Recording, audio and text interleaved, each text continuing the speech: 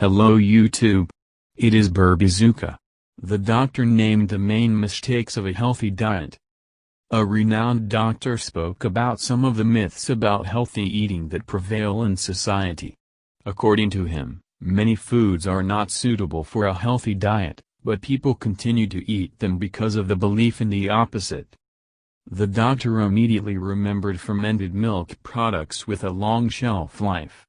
Myanikov claims that such products cannot contain probiotics, so their use is useless for the intestinal microflora.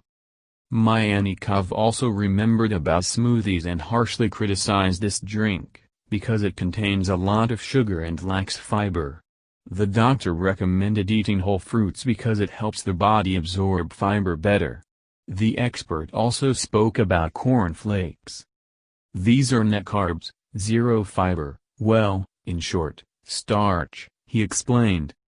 Thank you for your time and attention listening to me.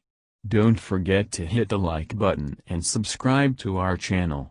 You can also click the bell sign to be informed about new videos. Have a great day.